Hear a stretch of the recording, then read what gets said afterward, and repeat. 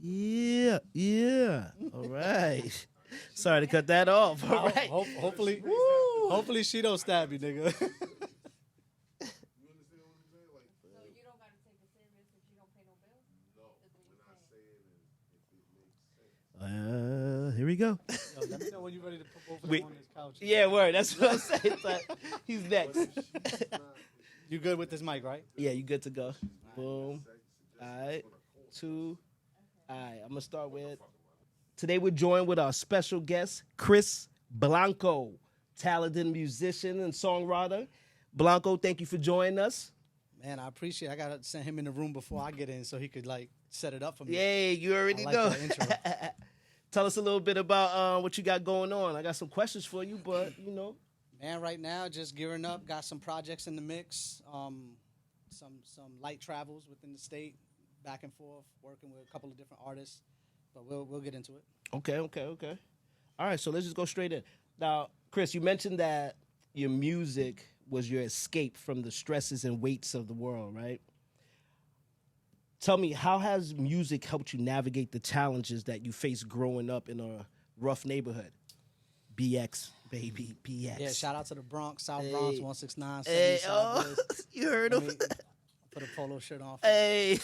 Nah, man, but growing up, it was it's a rough area, man. If I didn't hear gunshots at night, I kind of couldn't fall asleep. You know what I'm saying? So growing up in that kind of environment, That's like white noise. yeah, it's like white noise, like the ocean. People be putting in their headphones. Word. It was gunshots for me, and the fire station opening up and stuff. So so navigating through that as a kid, little white boy in the Bronx. I was like a speck of marshmallow just floating around and hot chocolate or something, bro. It was rough, but you grow really quick. You know what I'm saying?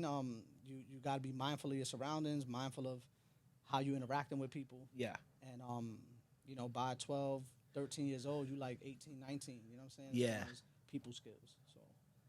When I'm in the BX, I just don't look at niggas in their eyes. Just keep it moving, nigga. Fuck you looking at. All right, as someone that was known as White Chris, right, in a predominantly black neighborhood, how'd that experience shape your identity and influence your artistic journey? That's a deep one. Hey. That's a deep one. So, just to give you a background on White Chris, I'm Puerto Rican, one. But Hence the Blanco. Blanco, right? Yeah. But we had a Black Chris, rest in peace, Okay. in the neighborhood. And I was just White Chris. So, it was probably... Yo, you felt some type of way with them calling you white, being that you Spanish? Nah, like, it wasn't like they'll call me, like, yo, White Chris. Yeah, But okay. they just, amongst it, they'll be like, Yeah, yo, yeah, go yeah. get White Chris. Yeah, you know what I'm yeah, saying? yeah, Like, okay.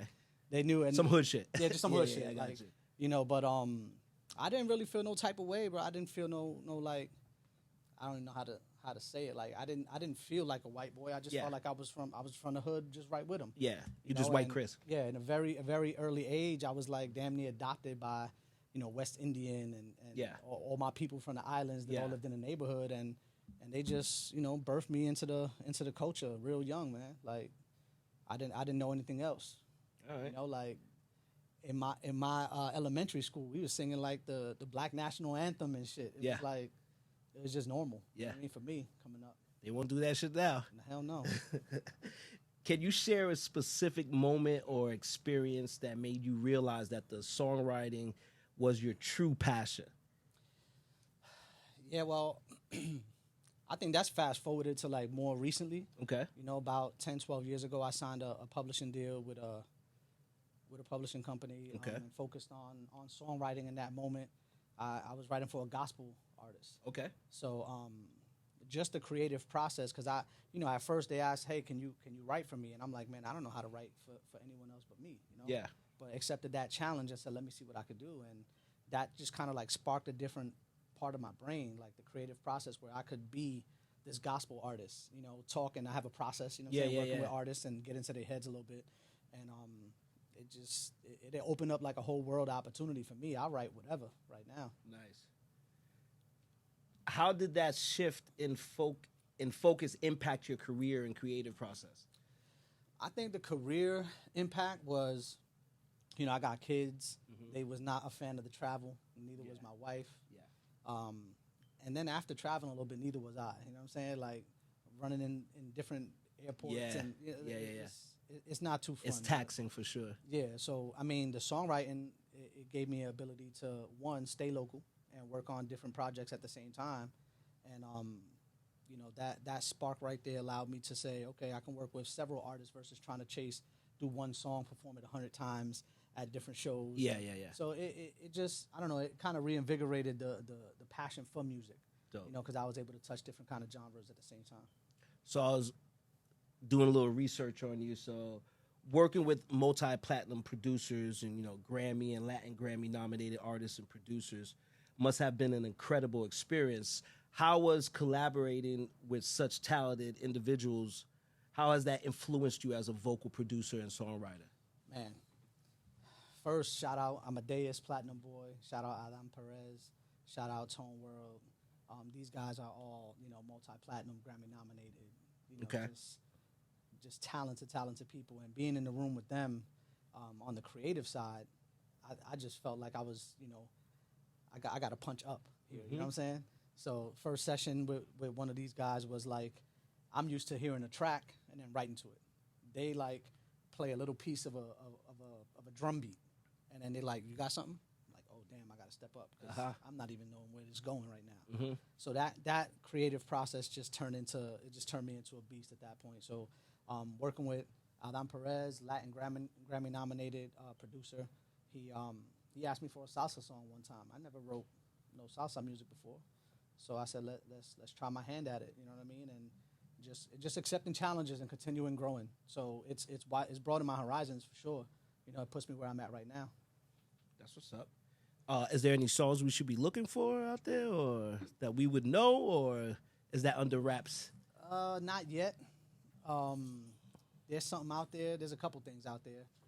You just gotta be looking for it. But Hey, yeah, we'll chop it up and catch it on disanddatradio.com. Yeah, for sure. Shameless plug.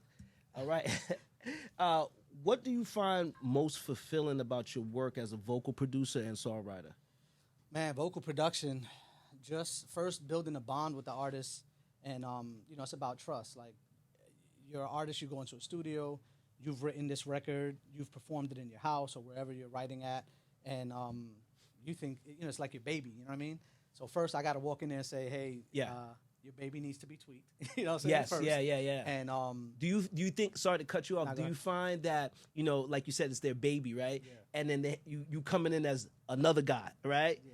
And they're looking at you like, what? Like, why?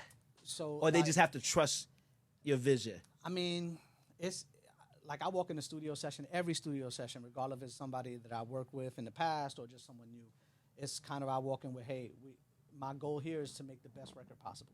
Oh, cool. No That's my ego. next question. What's your Everybody's creative ego process? needs to go out the window. Yeah. Because if you're worried about how something sounds instead of like trusting the process, then we're not gonna mesh and get nowhere. Okay. So so going in the studio, usually right like up today, it'll be a artist that has a record that they've either worked on or they're partially worked on, and we'll just build from that. So I mean, it can be something as simple as, hey, you need to breathe differently. You know, you're not breathing correctly, or hey, these two words don't sound good together. Let's switch up this sentence, or you know, anything like that.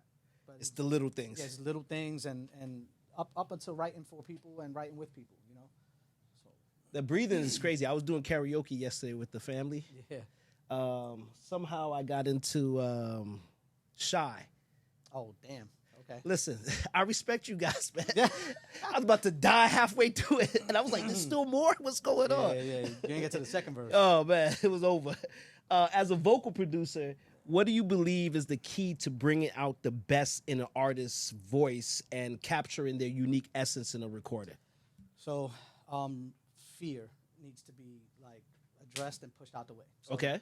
For a singer in the booth, you don't want to crack. You know, like your voice cracks in front of people that you don't know. Okay. So let's. And get that's it out because they're nervous, or I mean, okay? it's like you know, you're testing the limits of your vocal ability, Yeah. right? You know, Yeah. the record is telling us we need to be here, and you're kind of here. Yeah, I think I was doing that yesterday in karaoke. And you're trying to be comfortable, right? Yeah, So it's yeah. like, hey, we gotta get where that record is telling us to go, and so I'll try to crack. I'm giving away my secret. Yeah, don't give them too much. If I know, like I'll try to sing it and crack and say, all right, you see, we all crack. Like let's move on to something else now. And once they get that trust, man, and the fear is out the way, and they understand that it's for the better of the record, then We're good to you're go. on. Yeah. That's awesome.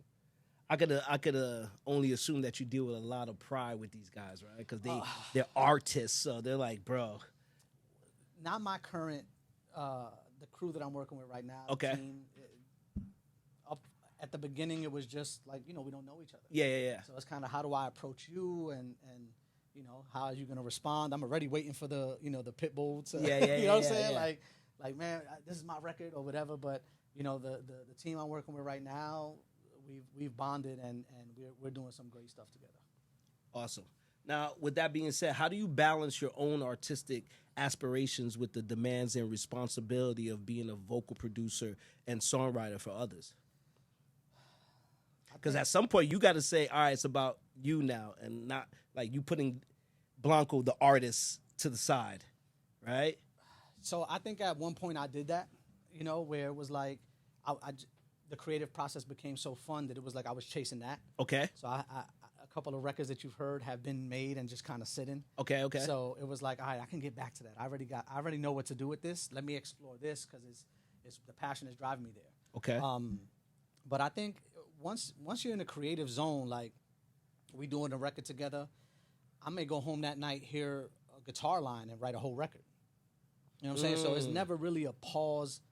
Like you can't really pause it. Like once you go in, I've forgotten like great harmony or melodies that I'm like, damn, what did I say? I asked my wife, like, what did I say? So it's like once you go in, it just kind of pours out. Dope. All right. With that being said, I'm gonna go ahead and play one of your tracks here, Goldie Woods. So Goldie Fire. Woods, shout out to Goldie Woods. This is a record that I co-wrote, vocal produced. I'm in the background on vocals. This is an amazing vocalist, R&B singer, Goldie Woods, out of Macon, Georgia. They just came back from LA. They was out there doing the Juneteenth celebration. Nice. Over the weekend, and amazing vocalist. Shout out to her, and this is Fire. Nice.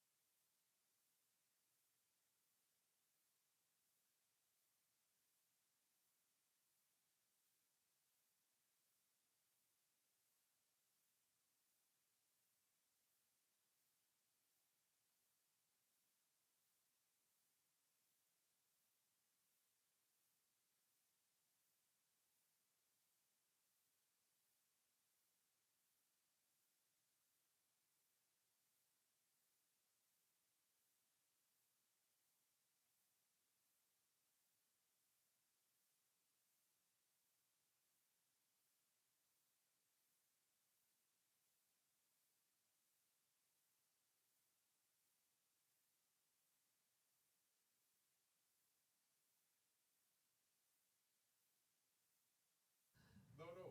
Everybody, they all had white and blue, white shirts and like blue short-lived, though. Hey. Everybody's shirt said relief. Rebel, Haiti. I'm like, okay, I don't know exactly what we for. I always hated the fucking multicultural parade. Like, fuck that. Let everybody get their For shit. their time. Who is it for? Yeah. Because I never heard of a Haitian parade ever. Not. I realize my thought process is very different. You do a Haitian parade and not include every other West Indian that contributed too. Yeah, that's like a Caribbean kind of thing with Haiti as the focal point. Labor Day, you know what I mean? But you have to understand, there's no Caribbean without Haiti, nigga. No, yeah, for sure, bro. That's why, so I'm sitting there like, why wouldn't they be at the forefront of this? But that's just me, you know. Everybody, your own island, you saved these motherfuckers from slavery and death. And then they talking about, we don't want you over there. Huh? Yeah. How's that possible? How? Yeah, that's ugly, especially when you could just walk right across. Yeah, nigga. Like, you just walking. Yeah, I'm sitting there like, yo, it makes no sense to me, but Bro, it's the invader mentality. It's the invader mentality, bro. They got all the light skinned people thinking they white, bro. Yeah. It happens and it's in all the cultures. Nigga, in My Puerto wife's Rico. Cape Verdean, Okay. the Cape Verdeans, the white ones, because they think they're what's the word? What's the fucking culture? Where they're from, bro? That they freed themselves from? They're Spanish, but they think they white, man. Spain? No, it's Portugal? Not. The Portuguese. Yeah. Bro. And so there's some of them, even in her family, that I be like, yo, you black, you know that, right? Like, hey, I gotta go because I'm gonna let these. You a nigga, you know that, right? Like, I don't care what. I got my cousin is like my brother. That nigga lighter than me. Bro, you black, bro. Yeah, You Puerto Rican nigga. You got your grandmother's dark as fuck. Like, you a black